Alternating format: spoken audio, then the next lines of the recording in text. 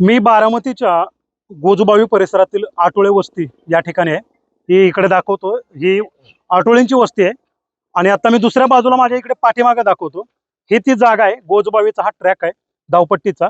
आणि या ट्रॅकच्याच अगदी डाव्या बाजूला आहे, वस्तीपासून 150 फूट ते 200 फूट आपण म्हणू एवढ्याच अंतरावरती अजित पवारांचं विमान जे आहे ते सकाळी क्रॅश झालं, त्याला अपघात झाला.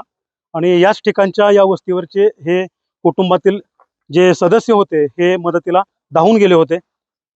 मला सांगा, सकाळी किती वाजता ही घटना घडली आणि त्यावेळी तुम्ही काय करत होता?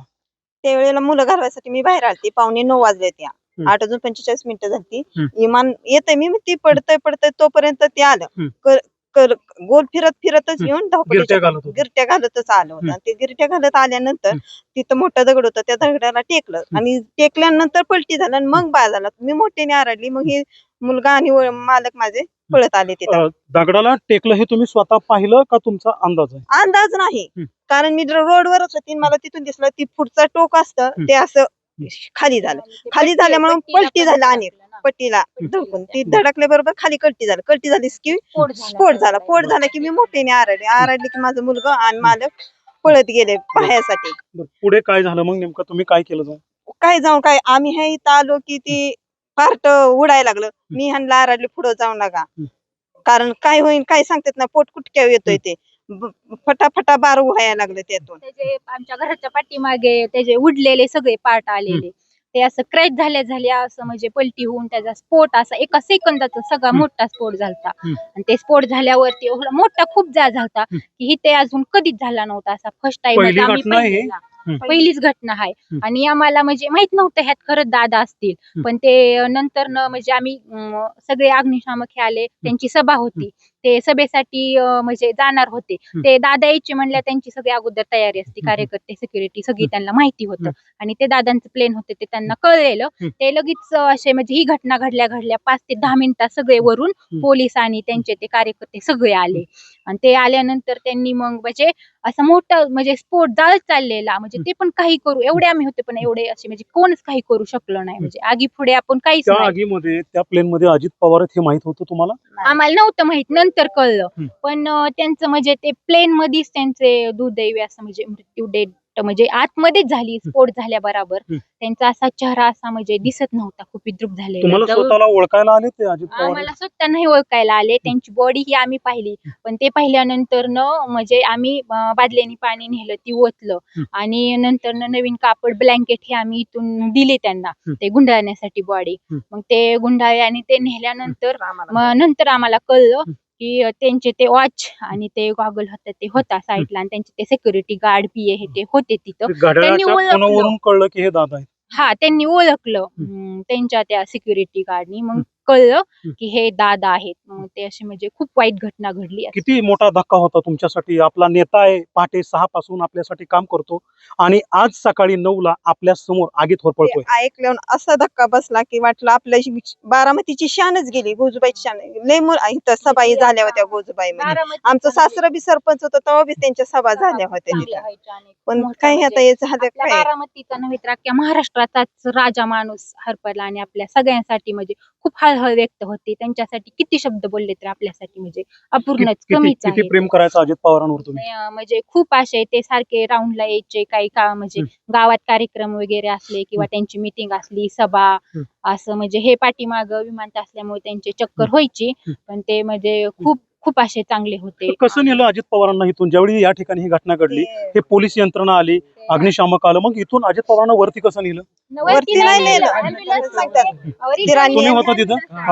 कसं नेलं अजित पवारांना इथून बाहेर? कसं काढलं? स्ट्रेचरवर टाकून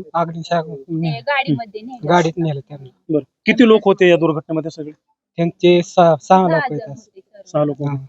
फक्त आजीदादाचीच बॉडी जास्त जळली नव्हती, दुसरी सगळी जास्त जळली. काय तुम्हाला वाटत होतं या सर्व गोष्टींमध्ये दादा आपले वाचतील, काय होईल? वाचण्याचा काय चान्सच नव्हता. इतका आग होती की जास्त आम्ही जवळ सकट जाऊ शकलो नाही. मोठा जाळ होता आणि अग्निशामक आले, ती बी भरलेलं नव्हतं, ती बी अर्ध चालतं. ती 2 मिनिटात पाणी संपलं त्याचं. बरं, तेव्हा फुल गाडी असती तर थोडं तरी माणसांच्या बॉड्या जळल्या नसत्या. मृत्यू तर आधीच झाला होता, पण बॉड्या जळल्या नसत्या.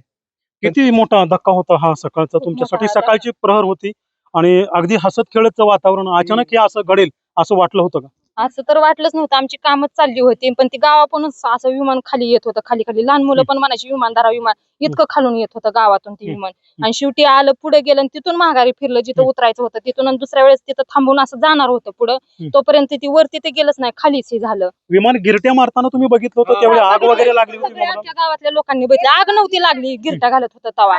खाली पडल्यानंतर ती आग नाही धरली त्याने. बरं. आणि त्यावेळेस दोन्ही बोड्या साईडला पडल्या, पडेल एक माणूस आणि आडेल एक पडलेला होता. बरं. ती विमानाची आग चालूच होती पण पूर्ण माणूस असा पांढरा असं शरीर पूर्ण फुगलं होतं, बरं. चेहरा ओळखू येत नव्हता फक्त. काय आहे, महाराष्ट्राचा विकास पुरुष म्हणून अजित पवारांना बघत होतो, महाराष्ट्र संपूर्ण बघत होता, त्यांच्या कार्याचा दबदबा अख्खा महाराष्ट्र ओळखत होता. आज अजित पवार आपल्यात नाहीत. दुर्दैवाची गोष्ट आहे की आम्हाला आमच्या बारामतीचं शेवटचं गाव आंबी, अशा छोट्याशा गावात सुद्धा दादांनी भरपूर आम्हाला कामं भरपूर, पण आता काय सांगता येईल मला. अश्रू अनावर होत आहेत. खरं कोण होते अजित पवार तुमच्यासाठी? देव माणूस होता. देव माणूस होते अजितदादा आमच्यासाठी. अहो, दादा म्हणजे आमची दादांचं म्हणजे कामाची पद्धत म्हणजे इथून पुढे महाराष्ट्राला असा दादा मिळणे नव्हे, अशी परिस्थिती आहे दादांच्या बाबतीमध्ये. असं वाटलं होतं नेहमी अजित पवारांचं भाषण, अजित पवारांच्या अनेक सभा मी स्वतः कव्हर केलेल्या आहेत. अनेक सभा मी अजित पवारांच्या कव्हर केल्या. प्रत्येक सभेमध्ये अजित पवार बोलून दाखवायचे की आपल्याला प्रत्येकाला देवाचं बोलवून आल्यावरती जायचंय. अनेक सभांमध्ये त्यांनी बोलून दाखवलं होतं, त्यासाठी चांगलं काम करा असं ते सांगायचं. इतक्या लवकर अजित पवारांना जावं लागेल असं वाटलं होतं? कधीच नव्हतं बोलावणं येईल दादांना? कधीच नव्हतं. आणि महाराष्ट्राचा म्हणजे विकास पुरुष केला. वाईट बारामतीचा आमचा पांडुरंगच हरपल्यागत झाले. असे दादा असे पुन्हा विकास कधीही पुरुष होणार नाहीत. होऊ शकत असे नाही. दादा आमच्या बारामती तालुक्याला इतकं जन्माला नेतृत्व महाराज राहिलं की पहाटे कधीच 5 मिळू पासून शकत कामाला जर दादा सुरुवात केली तर दादा संध्याकाळी सारखं 11-12 वाजेपर्यंत कुठंच नाही महाराज, कुठंच दादा नाही थांबत दादा नव्हते. सारखं दैवत. वाड्या वस्तीवरती विकास केलेला आहे दादांनी. हा तालुका नाही महाराष्ट्र पोरका झाले गती आज. दादांचं महत्व गेले कळण लोकांना, खूप दादा पोरका झाले मोठे गती तालुका आपला. होते. दादा अंधकरणात आमच्या अजून पण आहेत. तुमचं काय मत? दादासारखा नेता मंत्रिमंडळामध्ये असा एकही नेता नाही की दादासारखा विकास पुरुष असा नेता फक्त अजितदादाच होता. दादा फक्त म्हणजे फक्त तालुक्याचाच नाही तर जिल्ह्याचा, आपल्या महाराष्ट्राचा विकास करण्यासाठी फक्त दादा म्हणजे दादाच हवी होती आपल्याला. तर आपण बघतोय की हे बारामतीकर आहेत, जे बारामतीकर कुटुंबातल्या व्यक्तीप्रमाणे अजित पवारांवरती प्रेम करायचे आणि याच महाराष्ट्रातील माणसांसाठी अजित पवार पहाटेच्या 6 वाजल्यापासून झिजत होते, स्वतःचा देह झिजवायचे आणि अखेरच्या श्वासापर्यंत अजित पवारांनी आपला देह झिजवला. आज देखील बारामतीमध्ये अजित पवारांचा दौरा याचसाठी होता. सध्या जिल्हा परिषद आणि पंचायत समितीच्या निवडणुका लागल्यात आणि आज 4 प्रचाराच्या सभा अजित पवार घेणार होते. बारामतीमधील आपली पकड ते कायम ठेवणार होते, कारण बारामतीचं विजन अजित पवारांनी आखलं होतं, विकासाची ब्ल्यूप्रिंट अजित पवारांकडे होती आणि ही बारामती अजित पवारांना घडवायची होती. देवा राखुंडे, NDTV मराठी, बारामती.